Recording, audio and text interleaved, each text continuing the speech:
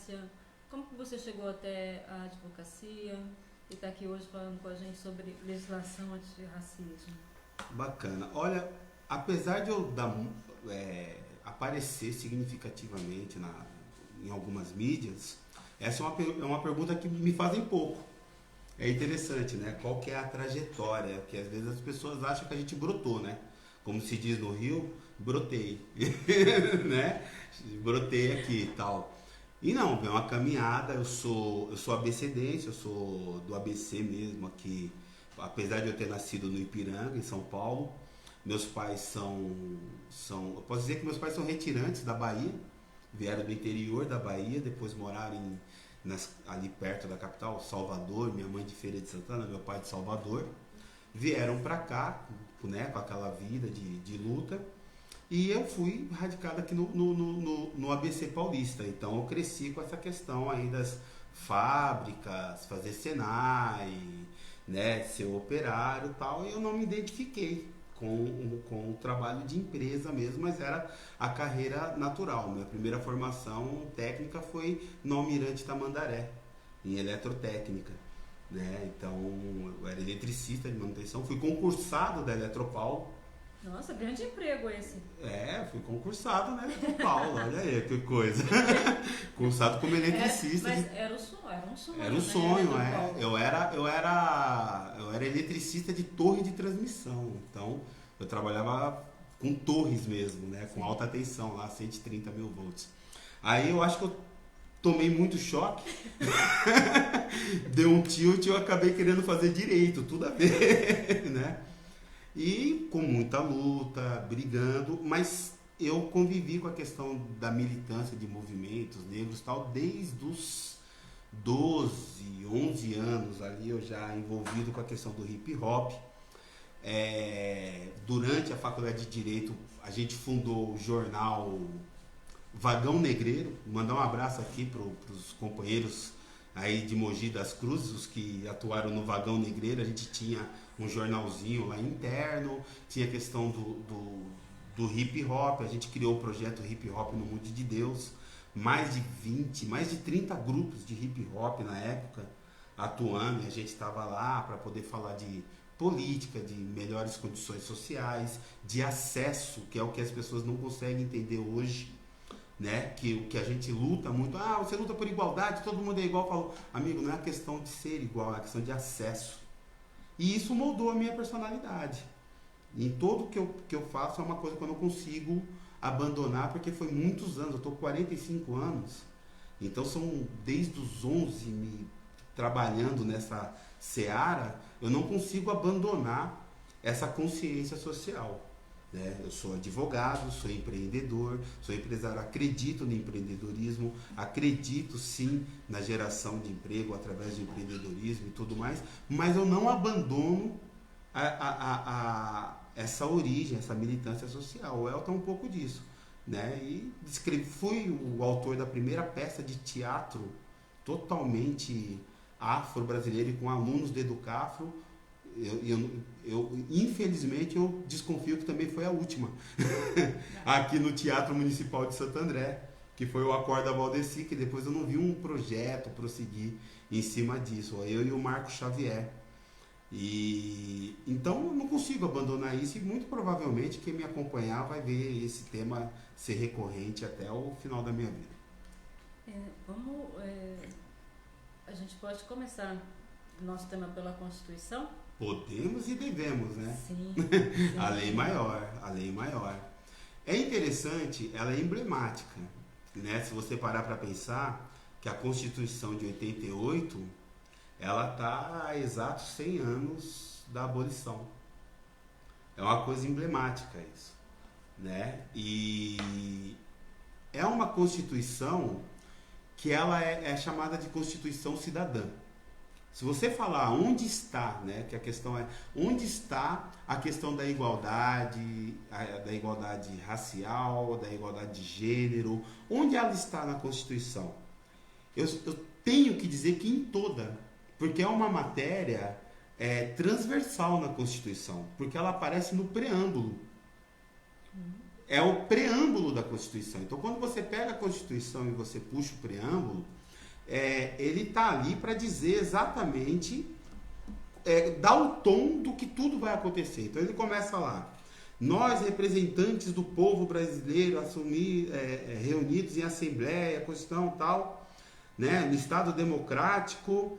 Aí ele faz assim: assegurar o exercício dos direitos sociais, individuais, a liberdade, a segurança, o bem-estar, o desenvolvimento, a igualdade e a justiça.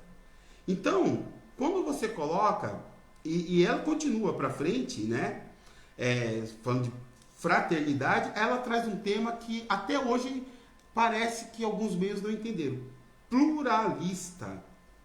Olha que coisa, pluralista e sem preconceitos. Isso está no preâmbulo da Constituição. Juridicamente falando, significa que tudo que você ler na Constituição, todo e qualquer artigo, é óbvio que você vai ver isso mais fortemente no artigo 3º, no artigo 5º, você vai ter esse resgate mais abertamente. Mas todos os artigos da Constituição vão se basear no preâmbulo. Ele diz: olha, tudo que você lê com essa base. Então a Constituição, por isso que ela é chamada da Constituição Cidadã, ela traz esse objetivo. A Assembleia Constituinte sempre diz: nesse viés, nessa direção que nós vamos andar. É nessa direção. E ela traz vários artigos depois disso que elas são programáticas, né? São artigos programáticos. Eles são artigos que eles buscam, e essa é uma novidade da nossa Constituição, e ela é muito moderna, que ela busca implementação. Diferente de outras leis e de outras constituições, ela não sacramenta aquilo que está dado na sociedade. Porque você tem aquela Constituição que diz assim: nós somos assim, nós pensamos assim, nós fazemos assim. A Constituição de 88, ela diz: nós faremos assim, nós buscaremos tal princípio. Por um lado, ela confessa, nossa Constituição, ela confessa que existe, quando ela coloca esses verbos futuros, de buscar, de promover, de querer, ela confessa que o presente não vai bem.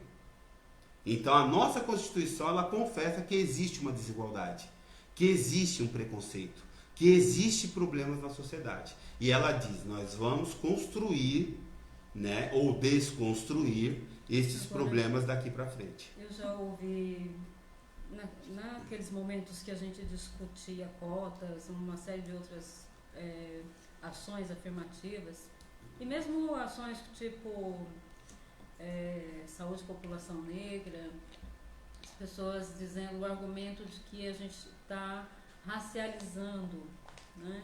Que a gente está racializando a legislação, racializando e bipolarizando o país entre brancos e negros, acreditando essas pessoas que a Constituição dá conta, outras dariam conta.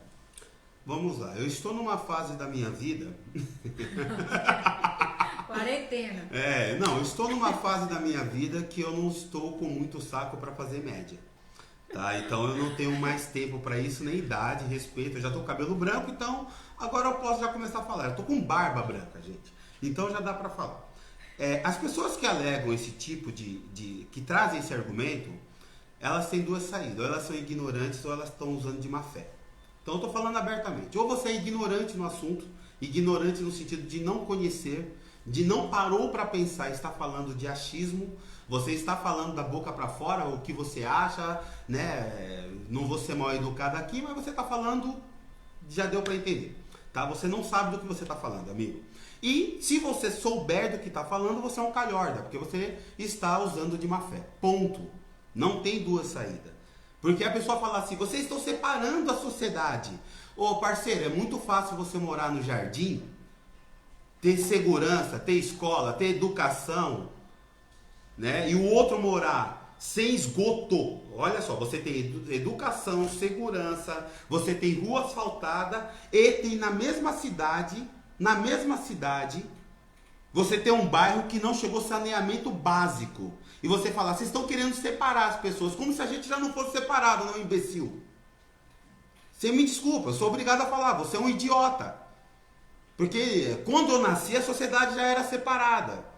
Na minha caminhada, onde eu morava, para eu primeiro conseguir me formar, não é como advogado que eu sou hoje, pós-graduado que eu sou, estou indo para a segunda pós-graduação, né? Não é essa a formação não, para eu conseguir me formar no primário, que hoje não existe, hoje é fundamental 1, 2, mas para eu conseguir me formar no primário, eu desci escadão com esgoto a céu aberto e pulava cadáver. Então, você que está dizendo que a gente está sendo separado, estamos querendo separar as pessoas, dá uma ligada aqui para nós na rádio, aqui, ó, liga para mim depois, me procura na rede social e me fala que, eu também pulei cadáver para ir para a escola e isso não me traumatizou. Então, você tá, desculpa, amigão, não estou para fazer média, isso aí as pessoas já são separadas, eu não inventei o racismo, eu não inventei a segregação. Eles têm que entender, agora falando tecnicamente do assunto, até a década de 40, nós tínhamos leis estaduais que proibiam o negro de frequentar a escola. Se isso não é separação, eu não sei o que é. Até a década de 40. As mulheres também eram proibidas de votar. Sim, mas as mulheres brancas tinham maridos brancos, senhores, barãos. Sim, e essas pessoas, uma parte delas, bem expressiva, está na academia, diz isso. Porque são imbecis. Tem má fé, tá na academia. Olha, eu também não me surpreendo, porque tem gente aí com doutorado em estudar a aldeia dos Smurfs, tá? Então, quando a pessoa chega pra mim e fala, não, mas o doutor tem doutorado, eu tenho que perguntar sobre o quê? Qual foi a sua tese de doutorado? Porque eu conheço gente aí que fez doutorado sobre a ilha dos Smurfs. Não, sabe o que é? Não existe, né? Então, isso eu chamo de privilégio. Isso é privilégio. Privilégio, e isso tem que ser falado. Eu tenho amigos brancos, eu tenho familiares brancos, eu amo as pessoas brancas como todas elas, mas não vem falar porcaria no meu ouvido, não vem dizer que é todo mundo igual, que isso funciona, mas acontece que o estudioso tal, ou teórico tal, é má fé. Se você está falando isso e você tem um mestrado, um doutorado, você é um bandido, porque você tem conhecimento, e você está iludindo a população por má fé. Você quer manter um privilégio. E essa é uma realidade. E ainda vou dizer mais. Vamos só falar um pouquinho de privilégio. Acabou de cair agora aqui uma... Eu não vou falar o nome dela porque eu não lembro, senão eu falaria. Mas era doutora, né, na Universidade Federal da Bahia. E nem advogada era. E estava lá, fazendo banca de mestrado, banca de pós-graduação. Agora, por que ninguém investigou o currículo dela? Branca, loira, do olho claro, bonita, aparece nas mídias. Isso é privilégio. Isso é privilégio. Então você tem que entender que sim, existe uma separação. Existe uma divisão. Não é questão de fazer média e nem é questão de mimimi, meu amigo. Porque o que eu conquistei na vida, conquistei no peito. Ralei. Tive que bater, eu, minha família, se virar. Então a gente não tem tempo para mimimi. Agora, também não vem de conversa, né? Não vou falar aqui que a pessoa fica de caô, porque a gente vai falar da lei caô daqui a pouco, eu não quero misturar as bolas. Mas não vem dar essa. Foi preciso, a Constituição está lá, as coisas estão lá, estão, né, garantidas, nem tanto. Garantida não tá, a gente viu que não tá, né? Tem horas que sim, tem horas que não. E aí a gente tem uma legislação que vem regulamentar. A mais importante delas, que é a 7.716. A Lei CAO. Sim, de 89. Uhum.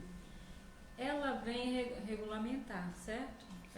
O que diz a Constituição no ano seguinte, não, ou não? Ela não consegue isso. Está faltando ainda. Muita coisa.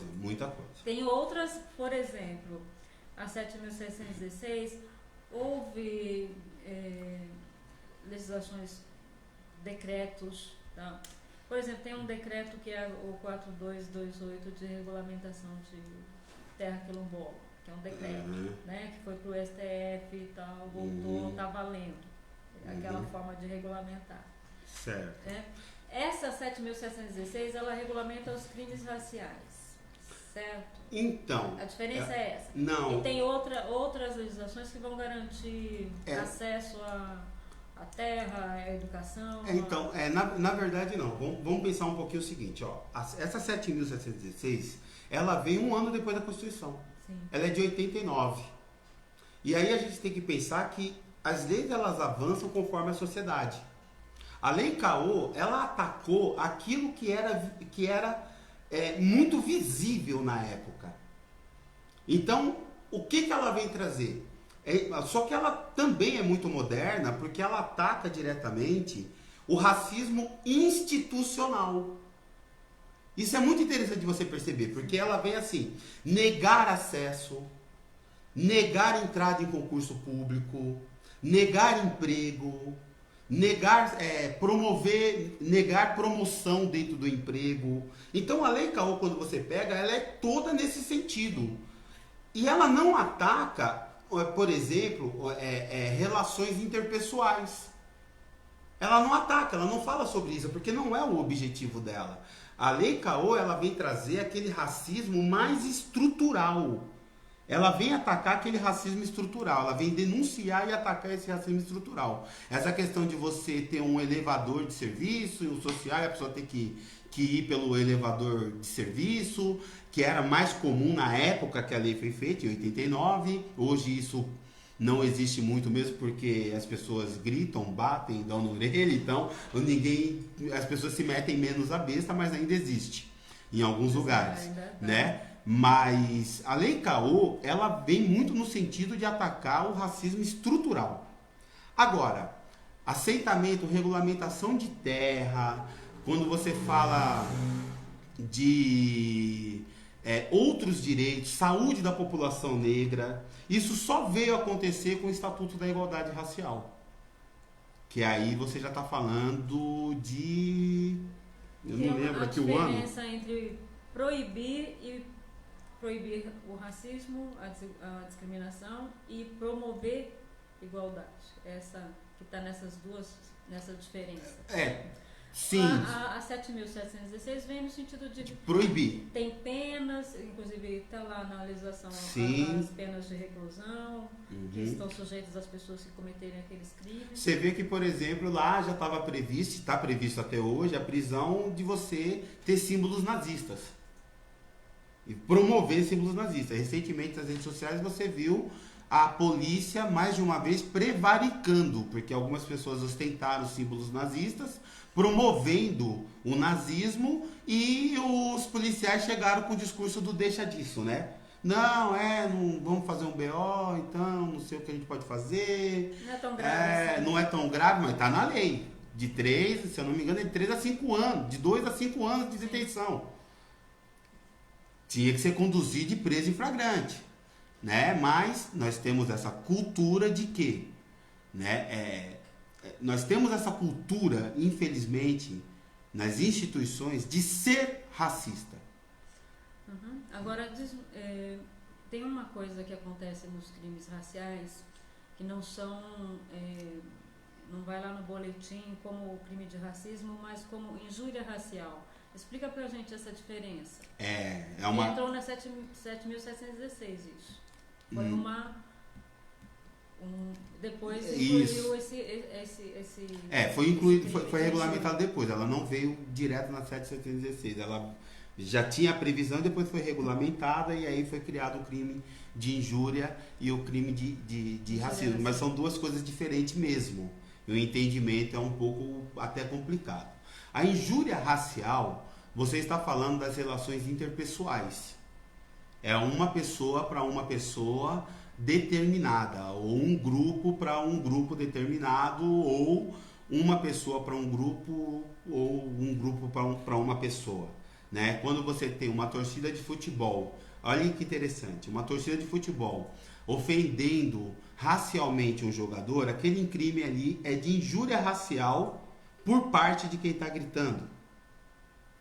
Quando você tem o juiz que não paralisa o jogo, quando você tem a TV que acha normal, você está falando de uma instituição, você tem o crime de racismo.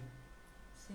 Por quê? Quando você comete a relação interpessoal, alguém ofende alguém em relação à sua cor, à sua raça, ele está cometendo um crime de injúria racial, ele está xingando, está ofendendo, certo? O racismo é você promover a ideia de que existe uma raça superior à outra.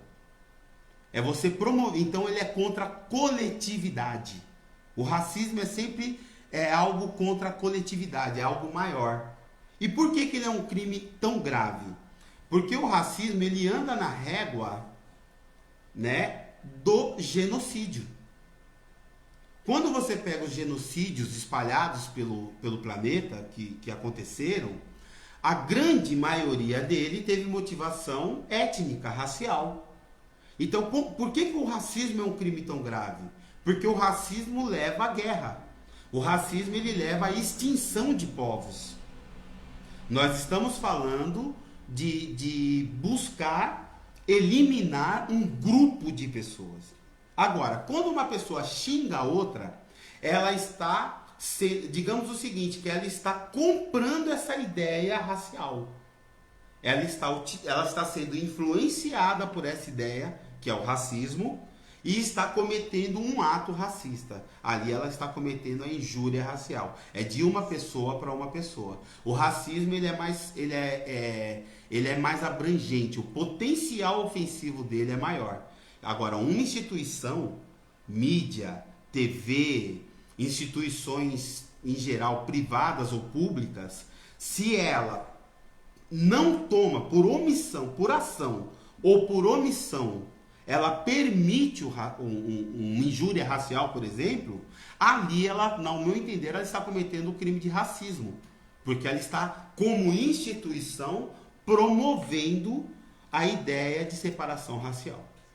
Agora, a 7.716, ela vale para as relações de consumo. Por exemplo, eu comprei uma cama.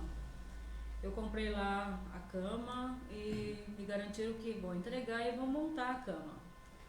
Aí chega a cama, o entregador e larga a cama lá.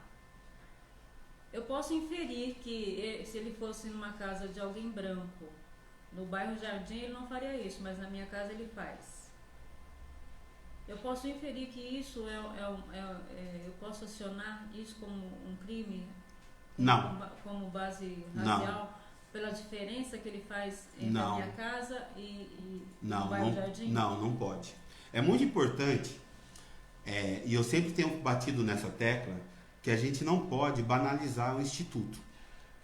Você não pode banalizar o Instituto, porque senão ele perde força. É um pouco como a história do lobo. Se você chama lá, é o lobo, né? E aí, se o lobo não aparece, na hora que for o lobo de verdade, você vai chamar e ninguém vai acreditar porque você está chamando. Então, o que acontece? Nesse caso, você pode desconfiar que teve uma questão racial ali, um preconceito, mas esse preconceito pode ser de várias coisas. É muito subjetivo, ele pode ter sido racial, ele pode ter sido de gênero, ele pode ter sido um preconceito homofóbico, se a pessoa que comprou for do grupo LGBT, ele pode ser um preconceito de gênero, então pode ser vários. No caso desse que eu comprei a cama, eu tenho que acionar o Código de Defesa do Consumidor. Normalmente, e acabou. Eu comprei isso, vocês me entreguem isso. Exatamente, já tem lei para isso. Aí... Não cabe, nesse caso, você ficar pensando, porque assim, vamos para o objetivo, para a questão objetiva. A questão objetiva é, você comprou uma cama, ela foi entregue, você comprou ela e você pagou pela entrega e pela montagem, e ela não foi montada. Se você pagou pela entrega e pela montagem, você tem que cobrar a entrega e a montagem. Objetivamente, para a lei, não interessa qual foi a motivação da não montagem. Se é porque o cara estava com dor de barriga, se é porque o cara não quis montar, se é porque o cara... Não interessa. A lei está pouco se lixando para isso. O que interessa é que você pagou pela montagem. Você colocar a questão racial, colocar a questão de gênero, colocar a questão LGBT nesse caso, você está vulgarizando uma coisa que é muito importante. Para coisas reais, para problemas reais. Pessoas morrem por questões raciais ou por questões de preconceito nesse país. Se você começar a banalizar para qualquer porcaria, na hora que a gente precisar usar o dispositivo, a gente não vai conseguir, porque ele está sendo banalizado numa relação de consumo boba. Não que ela não seja boba, é importante para você, mas tem lei para isso. Existe uma legislação específica para isso e não é necessário acionar outros motivos. Agora, é diferente do entregador chegar lá e falar, não vou montar isso não, porque você é... Aí é outra questão. Você vai cobrar a montagem do mesmo jeito, pela lei do consumidor, que é a questão, e vai acionar o cara por injúria racial, e aí é uma outra questão. Agora, a 7.716 também é a que a gente usa para discursos de ódio, ou tem já uma legislação específica para discursos de ódio na internet, por exemplo? Não? Bom, vamos lá. A gente está diante da regulamentação da internet. É interessante as pessoas entenderem que internet não é terra de ninguém. Quando você fala da regulamentação da internet, ela vai regulamentar questões técnicas, porque nós estamos aprendendo a lidar com essa tecnologia. Agora, vou falar de forma bem didática para todo mundo entender. Tudo que vale para a vida vale para a internet. Tudo, tudo, tudo. Não precisa de lei específica para crime de internet. Se é crime na vida física, é crime na internet também. Não tem nenhuma necessidade de legislação específica para isso. Se fizerem, é porque querem fazer, mas não precisa. Injúria. Se você xingar alguém pelo telefone, é crime. Se você ofender alguém pela internet, é crime. Se você ofender alguém pessoalmente, é crime. Não interessa onde é, meu querido. Não preciso de uma legislação para a internet. Agora, discurso de ódio sempre foi crime. Nós temos tratados, direitos humanos, de combate ao genocídio, nós temos a própria Lei Cauê, nós temos a nossa Constituição e em alguns casos é tido inclusive como terrorismo. Ato terrorista, porque aquilo que eu disse, alguns discursos de ódio, eles tendem a levar ao genocídio, à guerra. É um problema sério mundial. Então não tem necessidade de um marco na internet para poder regulamentar isso. É crime, não precisa de regulamento nenhum. Se a pessoa cometeu ele na salinha da casa dela, ou na internet, ou na rua, ou pegou, tem que ser presa, tem que ser condenada, tem que responder processo. Não há necessidade, você entendeu? A legislação nesse sentido é vasta. E as pessoas ficam achando que a internet é terra de ninguém. Ah, porque não tem regulamentação. Lógico que tem regulamentação. O Código Penal tá aí. Continua valendo, queridão. Né? Você não pode falar o que você quiser. A única diferença é que você está fazendo prova contra você. Porque quando você comete o crime na internet, eu tiro o print e está provado. Acabou. E tem pessoas que são idiotas o suficiente para escrever o nome da pessoa e ainda dizer, eu faço mesmo. É só printar, tá lá.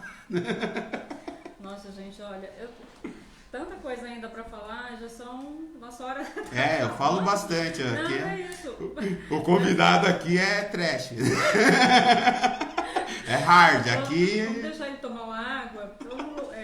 Tem muitas coisas para conversar ainda. Vamos. Tem música, né? Tem. Quer comentar a música que você.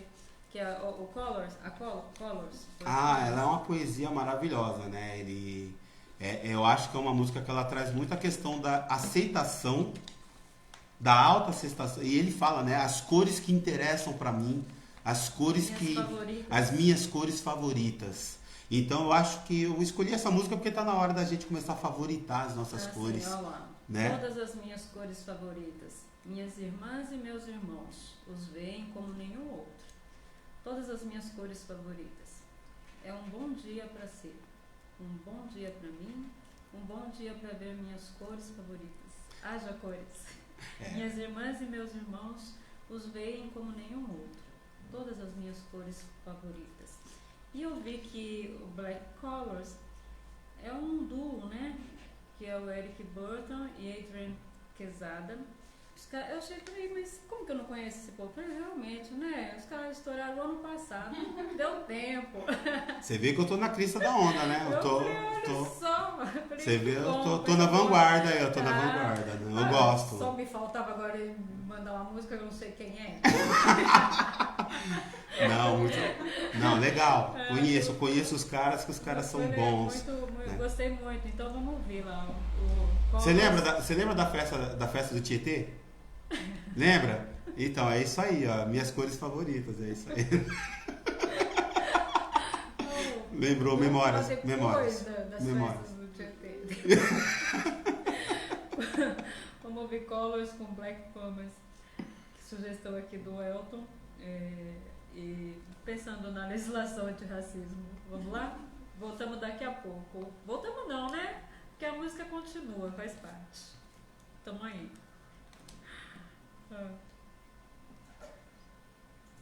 Quando eu olhei no relógio era 11h41. Aqui, eu quero falar da polícia, quero falar não sei o que. Da OIT inteira, que tem 40 convenção. Do monte de decreto que tiraram aí. Não, agora só vamos até as tragédias, né? Tragédia, né? Infelizmente. Pois é. Mas, deixa eu ver lá. Alguém tá reclamando aí do. Deixa eu ver se alguém tá. Do som? Deixa eu ver se alguém tá reclamando do som. Aqui não reclamaram hoje, hein? Cadê? Onde é que eu acompanho no Face aqui? Que eu não tô No Zoom, acompanhando. Rádio Zoom, no Face. Achar aqui, Rádio Zoom. Aí começou a virar, já eu tive que reiniciar.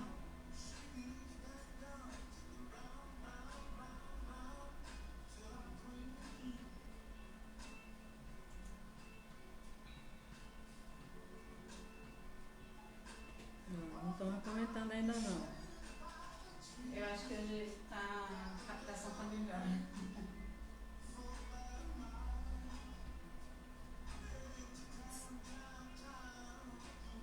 Pesado demais esse som, velho. E acompanhando essa letra com essa melodia toda, é muita coisa. Você viu que a Maraísa corou com a festa do Tietê, né? A festa vocês estão falando do quê? Fala pra ela, Maraísa. Conta pra ela. Festa. Festa São Benedito. Não é. Ah, festa Festa teve no São clube. Benedito. Teve no... Na cidade. Na cidade Tietê, tinha missa. Não. Eu tenho trauma essas Do coisas. regato. Que você nem Não, ia de ônibus, o povo vomitava no ônibus. Mas isso sempre tem, Bebia. Eu lembro um dia voltando. Só ia pra missa, eu ia beijar. Eu lembro um dia voltando dessas festas, o cara Amor comeu. demais, né? O Você cara- vai achar coisas favoritas. O cara comeu macarrão, encheu a cara de vinho, derrubou. Não, macarrão com vinho é sacanagem. Derrubou tudo de volta no ônibus. A gente veio. A fermentação A gente selvagem. veio com aquele cheiro de vinho e macarrão no ônibus. Gente. E ele não comeu pouco. Assim, né? Forrou bem o estômago. Não. Eu achei que vocês estavam falando daquelas festas que tinha ali no clube de regata do Tietê, da musicária, chique show. Festa lá na cidade de Tietê. Ó, tá aparecendo nós aqui, conversando aqui. Aparece, não fecha. Ah, legal. Mas tem som nosso da nossa voz? Tá aparecendo Senhor som. da glória, Porque olha, o gente. microfone tá aí, né, gente? Não fala mal do povo, Falando do povo que vomitou. São os Ah, bastidores. Tava bom o cheiro. Não, era legal, cara. Eu gostava demais da festa do Tietê, A festa gente. era ótima. Era maravilhosa. Tinha missa, né? Mas ia lá. Você assistiu alguma missa? Você conseguiu assistir Agora, alguma? olha, desde criança eu não consigo. A gente ria, a gente saía, eu não conseguia ouvir isso. Mas tinha, pô, era legal. Aí tinha as festas, né? Tinha os sambas e tal, tinha os black music, a rádio, qual que era a rádio que ela fazia? Tinha era a Band, A Band, naquela época tinha a Band, tinha a a Trans. Band, a Trans ia fazer festa lá, na Transcontinental, bebê. Não, nós é do outro time. Transcontinental, verdade. Era da hora, muito legal. Nossa, é verdade.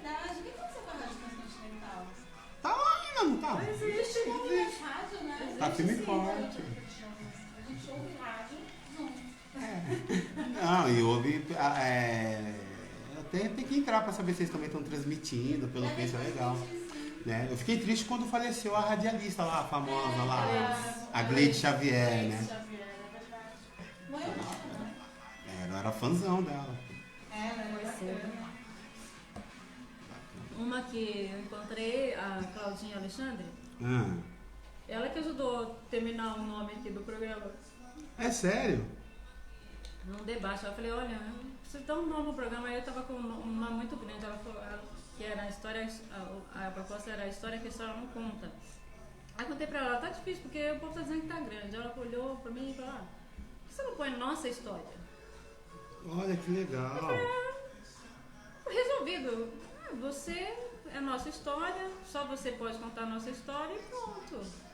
E tá curto, já disse logo que...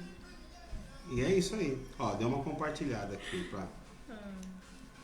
Legal, você vê que a pessoa teve a sacada, né? Ela teve a... Não, a Claudinha é Santa-feira. Show de bola, né? E tem um contrabaixo nessa música, hein? Essa música é sensacional, cara. Essa música, a banda é sensacional. Agora eu tô apaixonado por outro... Como é que é o nome do cara, velho? Leon Bridges. Vamos anotar, né? Meu Deus do céu. Tá só Você sabe paulada. que uma coisa que eu já pensei era da gente trazer militantes que fazer coisa diferente? Que é isso, eles estão... Música, que? Fala aí das músicas. Não, é bom porque também se a gente não der notoriedade pro que a gente está produzindo, fica difícil, né? Tem que dar notoriedade pro que a gente está produzindo. Mas depois procura, Leon Bridges. Gente, paulada. sem música, sem poesia, a gente já tinha morrido tudo. Não, já acabou, já era.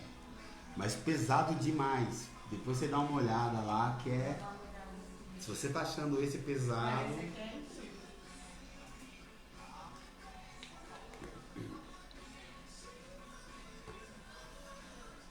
Tem muita coisa nessa música.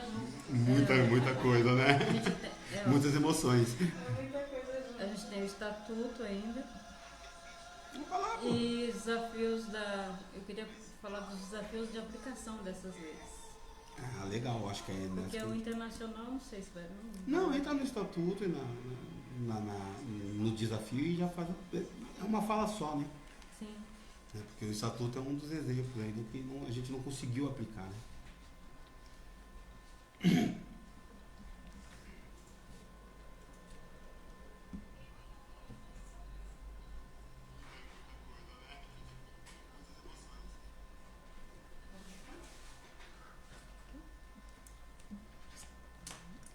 Você está ouvindo o programa Nossa História com Maraísa Almeida.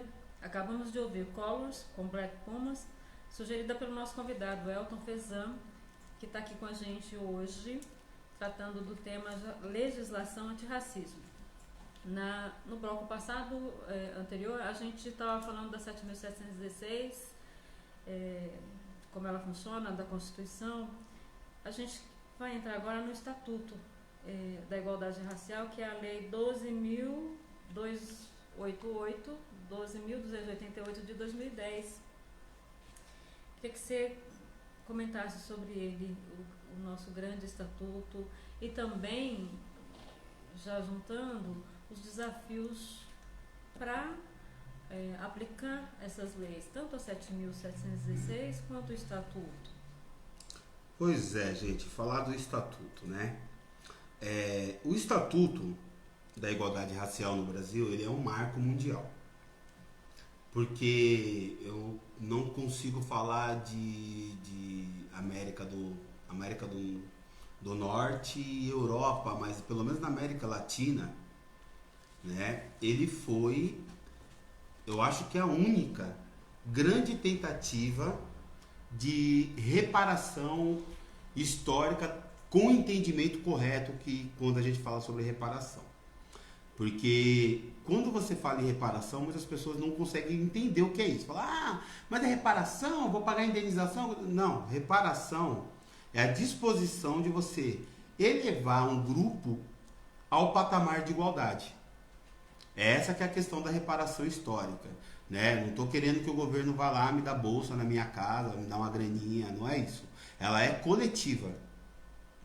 Ela precisa ser coletiva. O que é a reparação coletiva? né? Se o governo falasse, a gente não vai reparar nada, mas a gente vai levar para todos os lugares saneamento básico, pô, já adiantava. Nossa, eu lavar a mão, né? Por poder lavar a mão, acho que já dava uma força, né? Ah, mas por que essa população tá lá? Aí vem a questão histórica. Porque ela foi jogada à margem, porque foi retirado do emprego, porque teve uma política de higienização, higienista que trouxe imigrantes e negou emprego para a população que já estava aqui, porque teve políticas de não acesso à educação, de não acesso à escola, de não acesso a emprego, por isso que precisou-se de leis como a Lei Caô, que a gente acabou de citar. Dizer que isso é crime, que você não pode fazer isso. Para você ver, é como você ter uma lei, né? Falando aqui de cotas, vamos falar de uma cota comum que ninguém reclama, né? A cota do banco do ônibus. Existe lá uma cota de banco para deficiente, para grávida e para idoso. Você não vê ninguém reclamar que não pode separar esses bancos para idoso, grávida e deficiente, porque é justo, né? Agora, é muito triste a gente precisar de uma lei para dizer que você tem que dar lugar para o idoso. É muito triste você precisar de uma lei para dizer que você tem que dar o lugar para uma grávida. Mas, infelizmente, precisa. Também é triste você ter que ter uma lei para dizer que todo mundo tem que ter saneamento básico. Todo mundo precisa de torneira para lavar a mão e precisa do sistema de esgoto tratado. Mas, sim, você precisa de uma lei para isso. É triste, mas você precisa. Então, quando você fala em reparação, é disso que nós estamos falando. E a lei, o Estatuto da Igualdade Social, da Igualdade Racial, desculpa, ele traz várias políticas públicas para serem implantadas e dá essa reparação a essa população.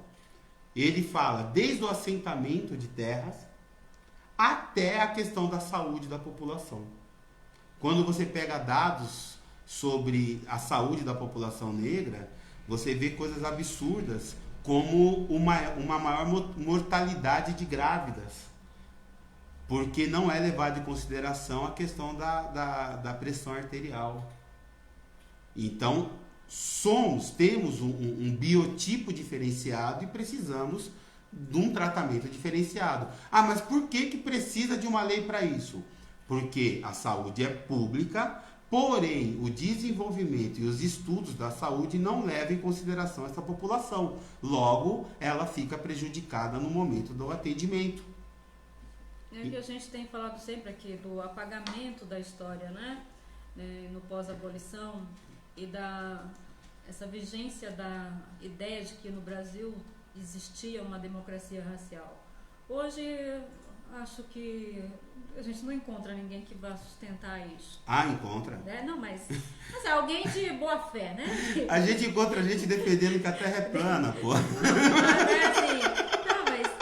A gente vem falando disso no programa sempre. Houve um apagamento, as populações negras, indígenas marginalizadas, criminalizadas, né? A gente, sim. E olhando para a nossa história, isso explica um tanto de outras coisas que acontecem hoje, né? Inclusive com a aplicação das leis. Sim, a gente tem um problema sério que é assim, vamos falar do sistema que a gente vive, sistema capitalista, né? A gente é contra o sistema. Eu particularmente não sou contra o sistema capitalista, eu sou contra esse sistema capitalista que está aí. Vamos deixar claro. Você é contra o capitalismo? Não, sou contra esse capitalismo que a gente está implantando. Eu acho que dá para existir outros, mas aí é outra discussão. Mas vamos lá, o capitalismo, para ele se manter, ele precisa de um exército de contingente. Ele precisava, esse é o clássico da teoria econômica, né, inicial ali no começo do século, que ele precisa ter um exército de mão de obra disponível para poder fazer circular. Porque se ele não tem um exército de mão de obra disponível, ele não consegue puxar para baixo o preço da mão de obra que ele está utilizando.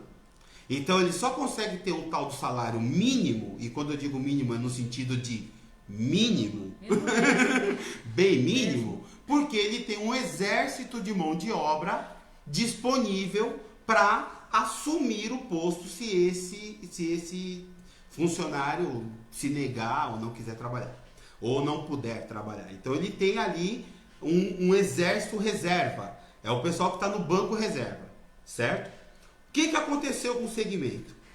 Aconteceu que com o advento da tecnologia você não tem mais a necessidade desse exército, ou não precisa de tanta gente no banco reserva. Só que você deixou essa pessoa no banco reserva e era papel do governo estar ali mantendo minimamente esse exército para ele poder entrar em campo na hora que o capitalismo necessitar, o capital necessitar. Agora que você não tem mais essa necessidade, esse pessoal que está no banco reserva se torna um estorvo. Ele é um estorvo. Por quê? Porque o Estado tem que continuar bancando esse pessoal na reserva. Mas é o mesmo Estado que fez questão de mantê-los na reserva. Não deu produção de renda, não deu condições de estudo para que esse pessoal fizesse o seu próprio jogo. Porque ele era um exército reserva de mão de obra. Agora tem gente demais na mão de obra e o Estado está dizendo que eu não preciso mais de vocês. Só que, por que nós estamos falando sobre isso aqui? Porque esse exército reserva é justamente a mão de obra preta. É justamente essa pessoal. Então esse apagamento que você está dizendo, ele foi sim, não só houve esse apagamento, como ele está se intensificando. Porque a vontade do Estado nesse momento é que essa população simplesmente desaparecesse. Nós temos, veja bem, nós temos uma diferença crucial do pensamento dos governos que se antecederam a esse.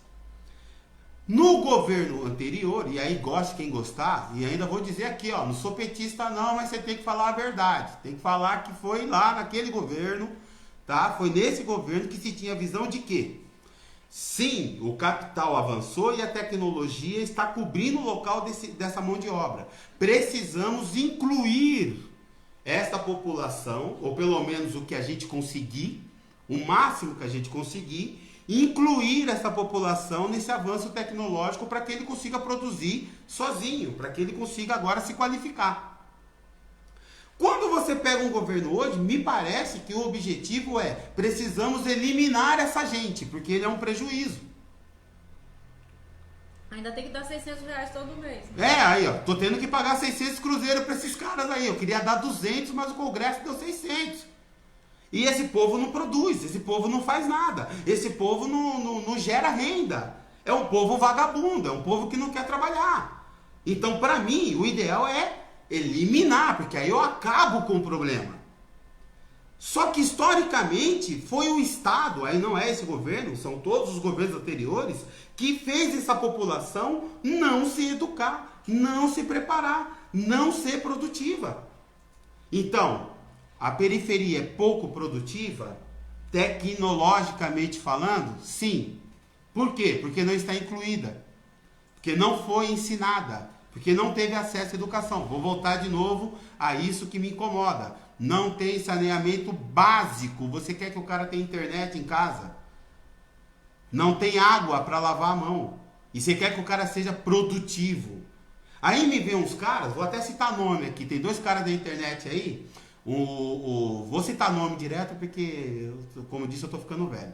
Então não tem problema. Vamos falar aí. Tem eu acho que é Thiago Fonseca e tem o Ryan Santos. São 2 caras. O Ryan Santos, ele nunca teve uma vida de dificuldade. Ali é um cara negro, estudou fora, teve uma boa formação, filho de comandante e tal. Thiago Fonseca não, ele já vem mais da periferia tal, cresceu e é aí um dos empreendedores digitais, né? E veja só, quando você pega o Ryan, que é um cara que teve formação, tal, estudou fora, ele, no discurso, ele entende a diferenciação de oportunidades raciais. E ele entende isso, ele fala, inclusive ele tem lá um vídeo lá que fala os 5 países mais racistas do mundo, tal, e você vê que ele tem essa noção, que existe uma diferença. Ele fala, eu não acredito no racismo porque eu tenho dinheiro, velho. Como eu tenho dinheiro, então pra mim isso não alcança. Mas eu consigo ver a diferença. Já o Thiago Fonseca, ele vem com um discurso, desculpa a expressão, mas é um discurso de um bosta. Porque ele é aquele cara que saiu da periferia, conseguiu. Não, é pelo mérito. Ele fez um reality agora e no reality dele não tem nenhum negro. Ele foi justificar porque... Não, porque veja só, as pessoas não veem que há tantos dias atrás eu peguei lá e dei uma moto pro motoboy e ajudei ele a mudar de vida, coisa e tal. Ele acha, ele entende que o que a gente está exigindo aqui como equiparação é assistencialismo. Ele não consegue entender essa diferenciação histórica. E ele acha que como ele venceu, não, todo mundo tem que fazer igual eu. Trabalha que você consegue. Se esforça que você consegue. Ele não consegue entender que ele é uma exceção fora da curva. Que houve ali um esforço, o mérito dele, eu bato palma, porque ele precisa receber o mérito, e houve ali algumas situações que ele estava no lugar certo, na hora certa, e deu certo, graças a Deus. Ele teve um recurso, mas antes dele há pessoas que não têm recurso nenhum. Entende? Não é essa questão. Sem falar que é a questão do sucesso pelo dinheiro. Você ter a questão do sucesso. Não, ter sucesso, se dar bem na vida é ter dinheiro. E não é. Capital é um dos índices, né? Não é o total do sucesso do ser humano. Agora, nesse quadro todo que você deu aí da nossa história, do capital, a presença... Né, desse exército de reserva, aí também está parte da explicação do porquê que a gente tem tanta dificuldade de fazer as leis pegarem, né? O Estatuto da Igualdade Racial, por exemplo, ele deveria ser, agora no momento eleitoral, por exemplo, dos municípios, todo mundo deveria saber de cor e salteado, né? Para poder cobrar, né? Para poder falar, peraí, mas você sabe o que é isso? Devia ser regra para a produção de programas de governo, para alterar leis orgânicas no município. Né? A regra eleitoral, Maraísa, é uma coisa muito complicada. Veja só, as pessoas deveriam mesmo conhecer esse tipo de política e brigar para a implantação desse tipo de política. Mas, primeiro, nós temos uma visão social extremamente racista. E quando as pessoas começaram a cair em si, os donos, os caras que estão no poder, os políticos que estão no poder, com essa visão, e eu tenho que falar abertamente, uma visão racista mesmo, começaram a perceber que a Constituição era uma Constituição cidadã e que ela vinha com esses verbos de implantar, promover, que são coisas futuras. E quando eles perceberam que esse futuro estava chegando, Bate a porta. eles começaram a perceber que esse futuro estava chegando, né? Que não era ideinha, que aquilo ia acontecer. A Constituição manda e aquilo vai acontecer. Agora existe um discurso muito forte de mudar a Constituição, de fazer outra Constituição. Quando a gente olha a movimentação toda contra nós, né, do Congresso, e olha para o processo da Constituição de 88 e como ela foi escrita, as vírgulas, as entrelinhas, e que assim, não dá, naquele momento não foi resolvido, vai ser resolvido agora. Porque a gente ainda deixou, por exemplo, você pegar o SUS, deixou a iniciativa privada como complementar. Na verdade, era para ser tudo público. Era para ser tudo público. Mas aí na negociação fica complementar, você até me ajuda, você me ajuda enquanto eu não consigo. Nós estamos nessa hora de resolver aquele 1988. Isso, aí os caras falando, não, vamos mudar. Sim, agora não, essa Constituição trava ela trava o progresso. Como assim ela trava o progresso, irmão? Você olha as disputas do meio ambiente, das gente. terras, né? Quando eu fico, tudo de novo.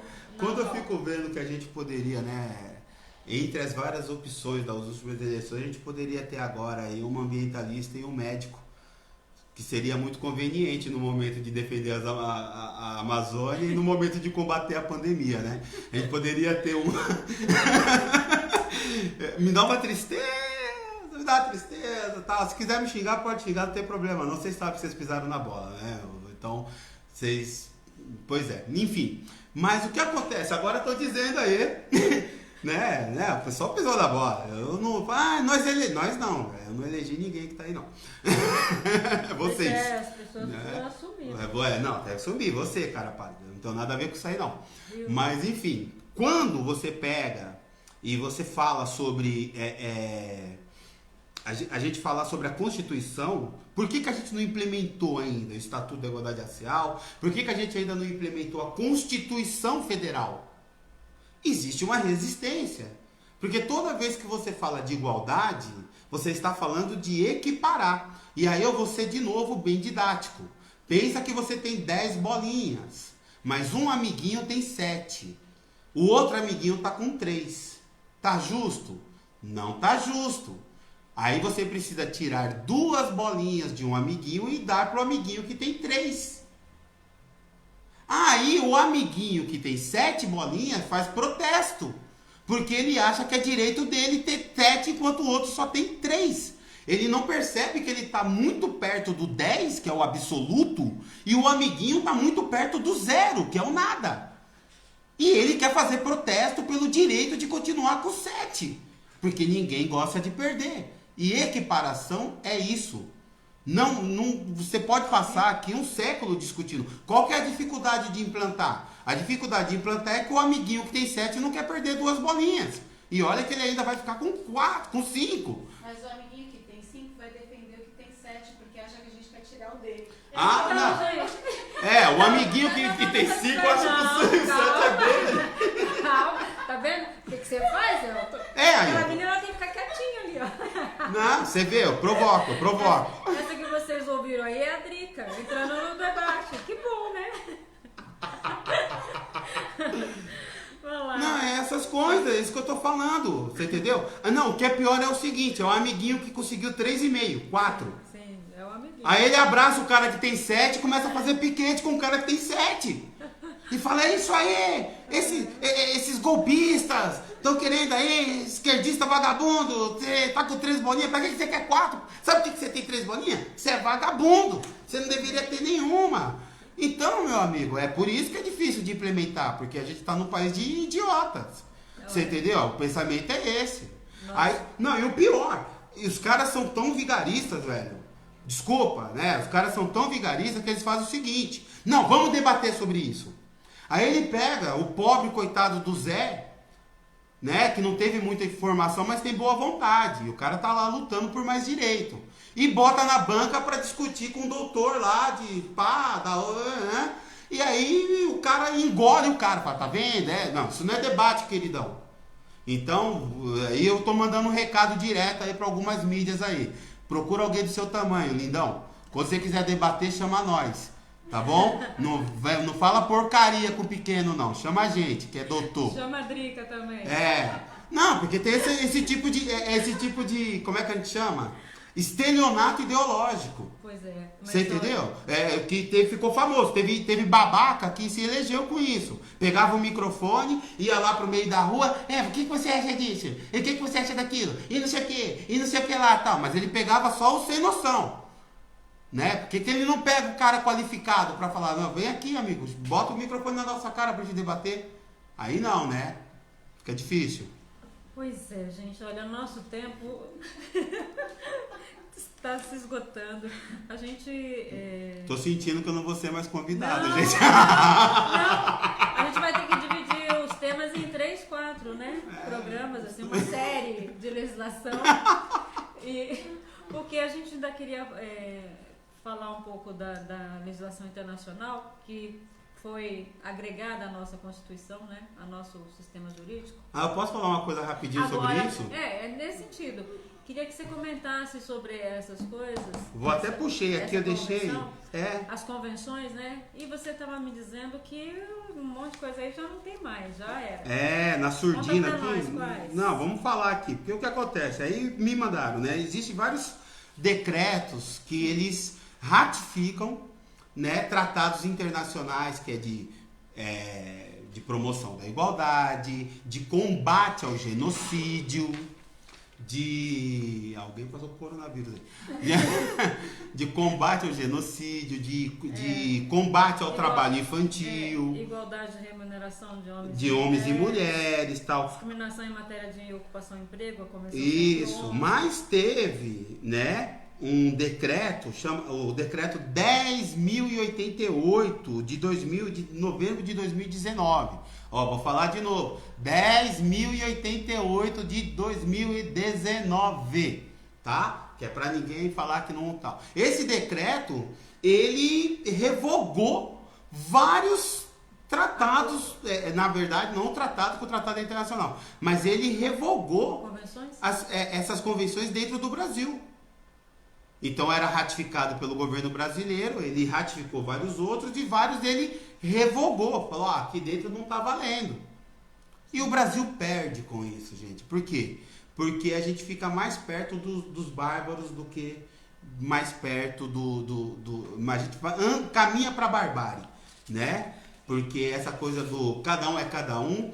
Eu tava falando com um amigo, né? Porque o cara fala assim, não, mas poxa vida, lá nos Estados Unidos tem uma renda maravilhosa, é isso que a gente quer alcançar. Porque existe esse sonho americano aqui no Brasil. O cara nunca pisou fora do Brasil, mas ele tem um sonho americano, você vê como que é forte, né? Aí eu penso o seguinte, bom, vou falar de uma coisa que todo mundo conhece, que é filmes americanos, todo mundo assistiu e tal. Meu, se lá é tão maravilhoso, como é que ele consegue fazer filme com tanta desgraça? Porque os filmes só fazem desgraça. Porque nos filmes lá você tem violência policial, você tem drogas, você tem pobreza, você tem miséria. Se todo mundo tem essa renda maravilhosa, como se diz, como é que existe um filme como A Procura da Felicidade? Que o cara tá lá com o filho e dorme numa estação de trem porque não tem onde dormir. Como é que as pessoas moram em trailer? Como é que... Porque aqui no Brasil não tem, né, morador de trailer. Mas como é que lá tem morador de trailer? Como é que lá também tem sistema habitacional lotado sem nenhum direito? Cadê? Por quê? O americano que nasceu lá consegue estar pior do que o brasileiro que sai daqui, vai trabalhar e o cara saiu daqui e tá mó bem. Ele saiu aqui e tá mó bem? Vamos pensar então, vou deixar como reflexão. Quem saiu daqui e tá mó bem lá é o cara de classe média que devia ser advogado, engenheiro, né? Mas ele foi covarde o suficiente para não encarar a vida aqui. E ele resolveu ir pra lá e ele tá mó bem dirigindo o caminhão lá, tá mó bem limpando casa, trabalhando de eletricista, mas aqui ele tinha condição de fazer uma faculdade e ter um nível superior. Aí ele tá bem. Então, que bem é esse, proporcionalmente? Ele não suportava o Brasil e foi pra lá. Então, tá aí. Aguardo comentários. Quem quiser bater, pode bater. Estamos aí. Ninguém vai bater em ninguém. Não, vamos esperar. O Facebook é o lugar da treta. Eu tô aí pra ter treta mesmo. Mas olha, Elton, quero te agradecer.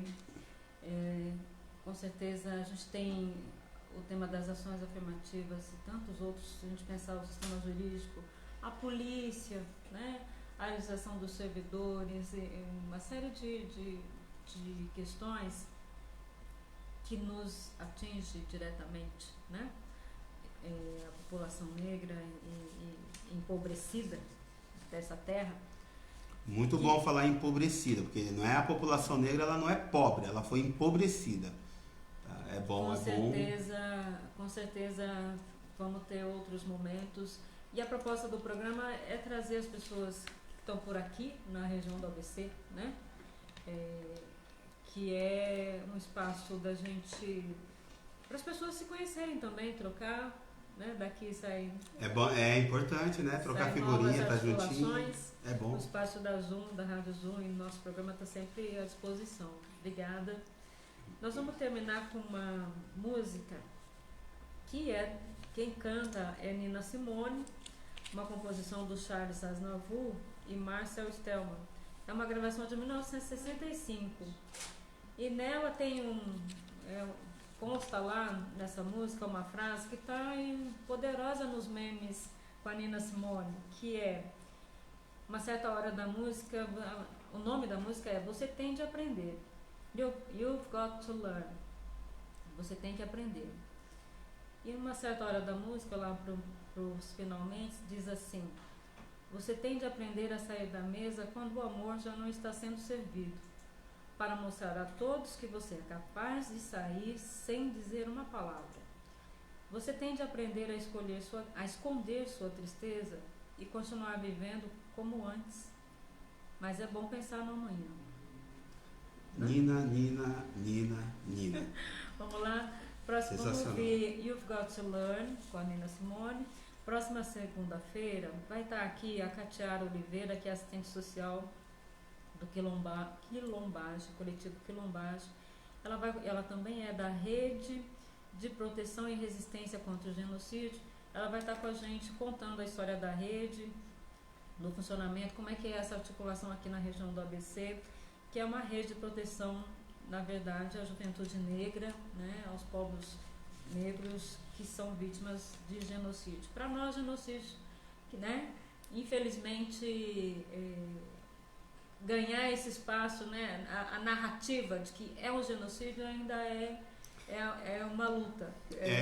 Todo dia precisa de um entendimento maior de toda a questão, de muito estudo, debate, para a pessoa entender o porquê que a gente afirma que é um genocídio. Sim. Às vezes a pessoa, e eu acho engraçado a pessoa que, por exemplo, eu fiz a graduação, eu fiz uma tese de graduação e uma tese de pós-graduação sobre políticas públicas. Então, eu acho que devo ter estudado alguma coisa aí sobre isso. Né? São centenas ou quase chegando no milhar de livros sobre o tema. E o cara nunca leu uma vírgula sobre isso e ele tem a coragem de olhar pra minha cara e falar, isso é mimimi. Né? É um semi-analfabeto ou um analfabeto no tema, ele consegue falar pra mim que é mimimi. Ele sem nunca ter lido um livro sobre isso. É impressionante. Pois é. Semana que vem, então, estamos aqui com a Catiara Oliveira, falando da Rede de Proteção e Resistência contra o Genocídio. E até segunda. Vamos ouvir a Nina Simone. Isso aí. Obrigado. Foi? Já. Legal. Já fechou, né? Ai. Aí, Drica. Aí, Drica, vem pra mesa. Posso.